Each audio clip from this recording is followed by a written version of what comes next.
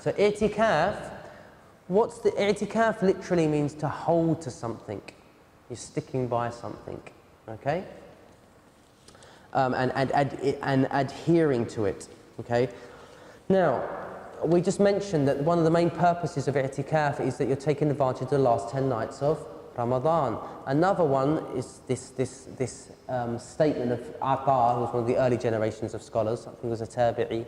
He said, the likeness of one in spiritual retreat is like he who frequents a grand door for a need. It's as if he says, I will not leave until I am forgiven.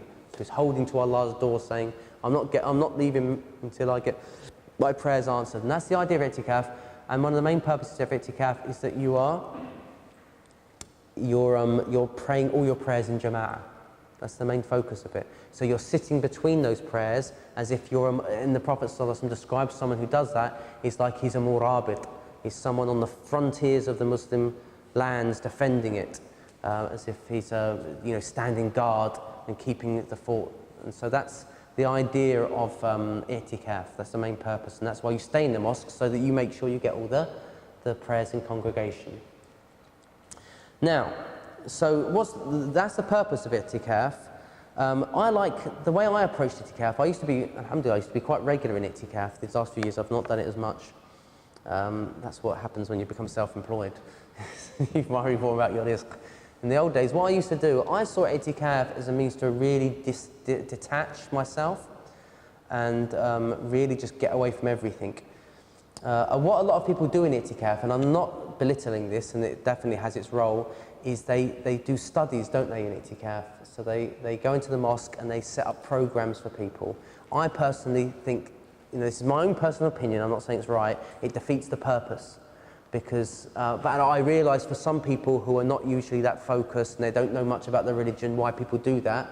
And so to educate people, make the most of that. And if you were to leave a lot of people to their own devices in i'tikaf, they probably end up wasting their time. And so they fill it in order to occupy those people. Fair dues. I mean, I'm not... me personally, if we look at the Prophet ﷺ's i'tikaf, he didn't speak to anyone in i'tikaf. The only narration we have is where his wife would come and visit him, Safiya, because she was very lonely. She'd just recently got, he did i'tikaf every year, apart from some when he was traveling. But in i'tikaf, she was newly married to him and she became lonely, so she came to visit him. And that's why I say, if you are doing i'tikaf and you're married and you've left your missus by herself, she hasn't got kids, it's perfectly permissible to you to speak on the phone to her, just to, keep her, give her some comfort when she's lonely at home.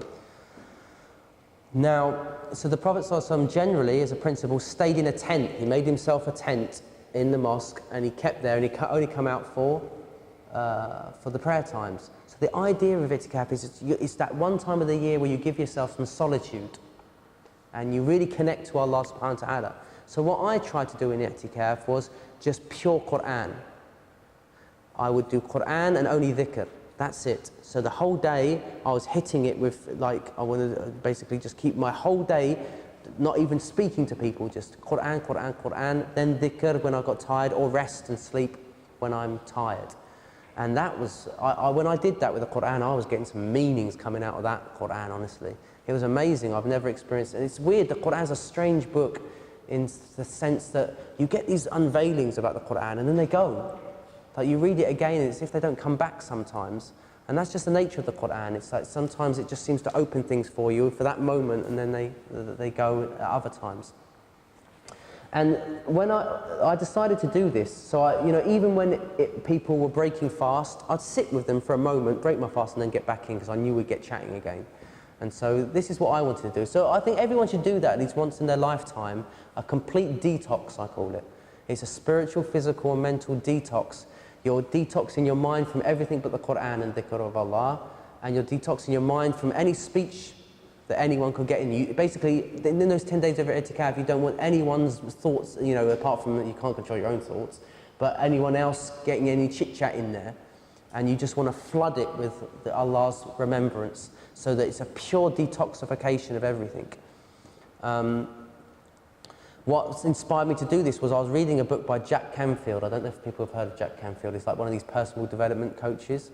And he's got this book called the Success Principles, How to Be Successful in Life. And he spoke once about how he went on one of these silent retreats for about 7 days. They weren't allowed to speak at all, no speaking. And so they'd literally sit in this room in dead silence.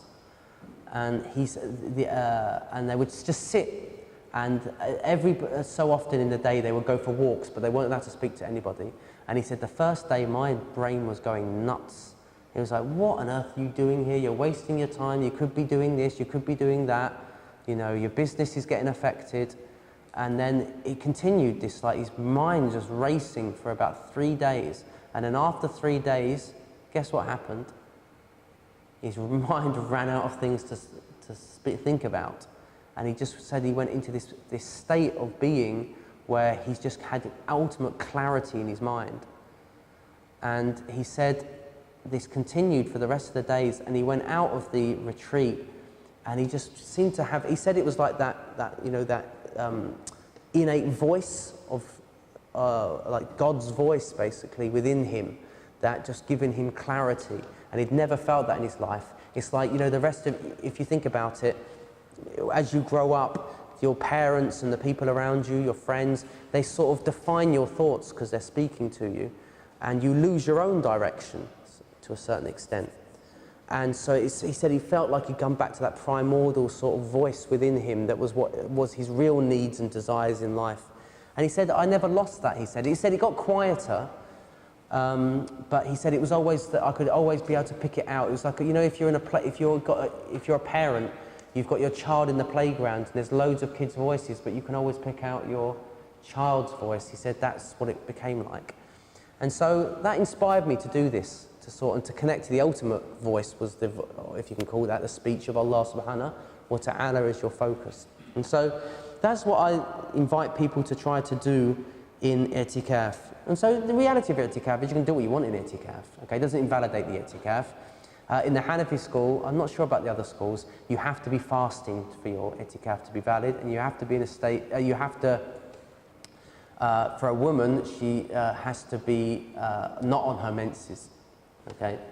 So that's for a valid i'tikaf. And the sunnah i'tikaf is to do the full 10 days, okay? And you can't step out, according to Abu Hanifa, you can't step out of the vicinity of there unless you, for a need. So say there was no one who could provide you your food, and Asda's over the other side of the street, which is the case in Keighley with our mosque, is that you would be permissible to leave the parameters of the mosque if no one else could do it for you, and you can buy something and come back, okay? But you go and carry out your need and then come back. So in the, you know, the toilet, generally from the Hanafi position, we see the toilets, even though they're within the building, they're not part of the mosque area, and so you go out and you come back in, you don't hang around, okay?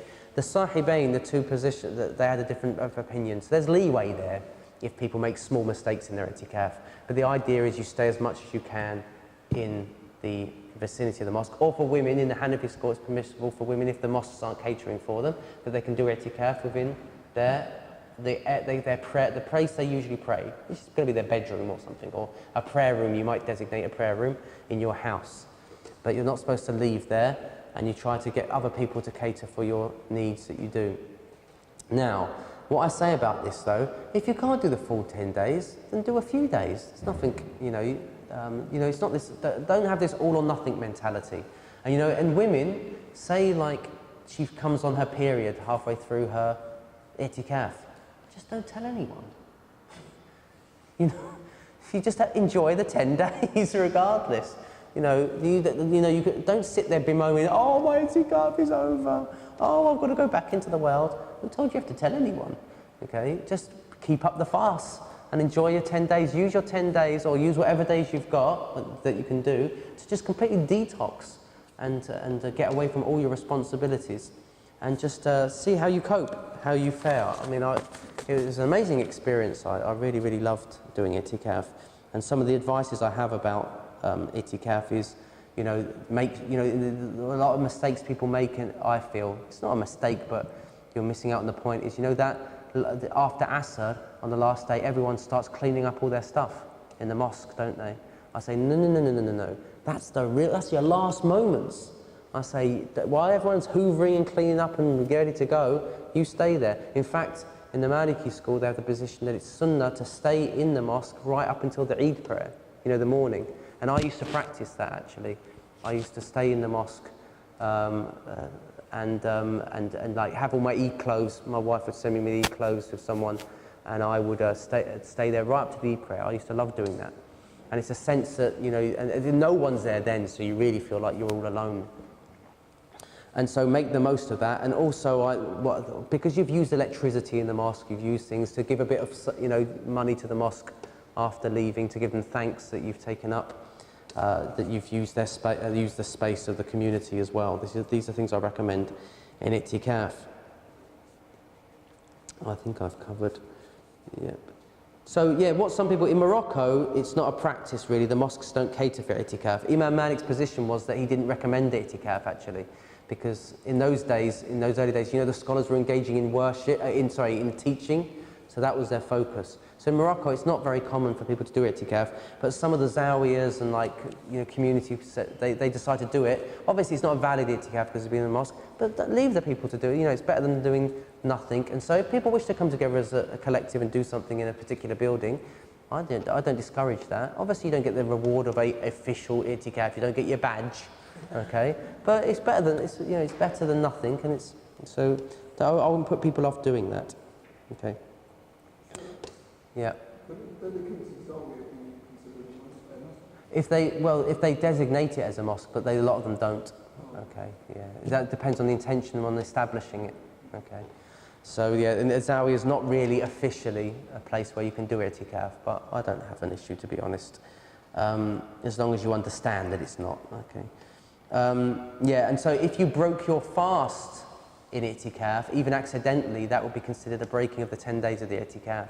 Okay, and so, but as I said, my advice, because the rules in the Hanafi school for a Sunnah i'tikaf are very strict. My advice is go in there with the intention of nafl, so that you don't get, because you've got to make those days up to get. It's very complicated and very strict, the rules in there. And so I recommend people just go in there, whatever you achieve, and don't be so hard, all or nothing sort of attitude.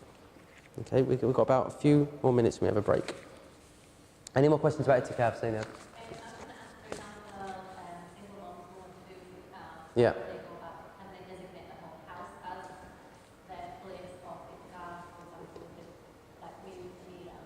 Yeah, so, yeah, no, well, so a woman, she would designate an area of her house as a place of i'tikaf, and she stays there, she stays in that room. She only can come out for a need.